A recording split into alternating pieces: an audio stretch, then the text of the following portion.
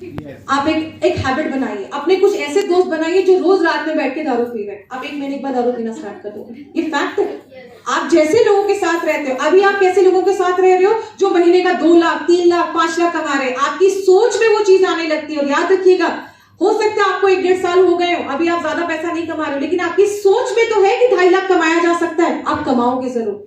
हम जिंदगी भर ये सोच तक नहीं बना पाते कि 2.5 लाख रुपए कमाया जा सकता है। अगर 2 साल एमआई में लाइफस्टाइल में रह के आपकी सोच भी बन गई ना 2.5 लाख की, आप लाइफ में कभी ना कभी वो पैसा कमाओगे ही कमाओगे। जब सोच ही नहीं होगी तो पैसा कहां से कमाओगे।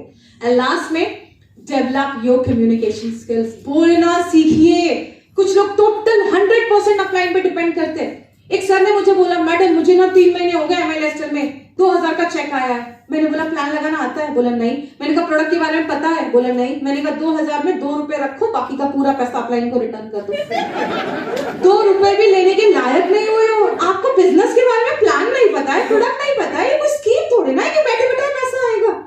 सीखो तो कम से कम प्लान क्या है, बिजनेस क्या है। आप जब तक सीखोगे नहीं, पैसा नहीं आएगा। तो अपना कम्युनिकेशन स्किल डेवलप करिए, बोलना सीखिए, प्लान लगाना सीखिए, तभी जाकर इस बिजनेस में आगे बढ़ेंगे।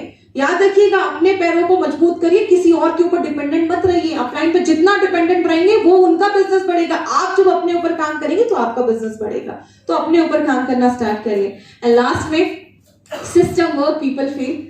आपको कंपनी हर एक चीज देती है, आपको हर एक प्रोग्राम देती है। कभी कोई प्रोग्राम को मिस मत किया करिए। एक चीज हमेशा याद रखिए, अपने एजुकेशन पे टाइम लगाइए।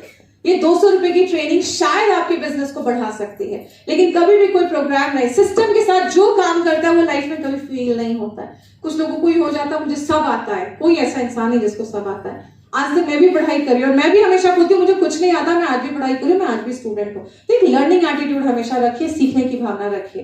एंड लास्ट में, अगर आपके पेरेंट्स में, आप बहुत सारे यंगस्टर्स को देख रहे हो, अपने पेरेंट्स के लिए काम करिए। चाहे वो एक लड़की हो चाहे वो लड़का हो, अपने पेरेंट्स के लिए काम करिए।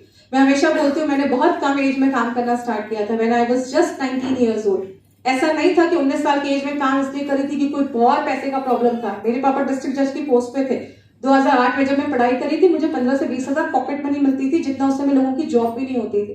तब भी मैंने काम करना स्टार्ट किया क्योंकि मुझे कम एज में कुछ करके दिखाना था। आप 80 साल में कुछ कर रहे हो तो अपने माँ बाप के लिए क्या कर पाओगे लाइफ में। इसके लिए अगर आपको कम एज में ये बिजनेस मिला है ना, तो बहुत लकी हो। इस बिजनेस में काम करना स्टार्ट करो। और जितने भी यंगस्टर्स हैं, मैं एज अ सीनियर आपको मैं एक चीज बताती हूँ, अगर आप अपने घर में अपने माँ बाप से बदतमीजी से बात कर रहे हो, भूल जाओ, इस सिस्टम में आपको कभी ग्रोथ नहीं मिलेगा।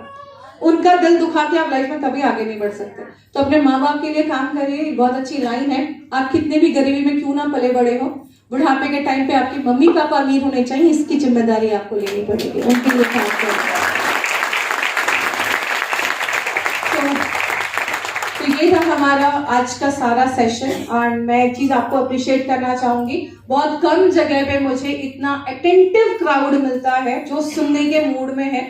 इसीलिए आज मैंने भी बहुत सारी चीजें आपसे एक्स्ट्रा बात की जो नॉर्मली मैं बहुत, मेरे पे क्राउड पे डिपेंड करता है। अगर मुझे लगता है कि क्राउड सुनने के मूड में है तो मैं भी अपने फुल फॉर्म में आ जाती हूँ।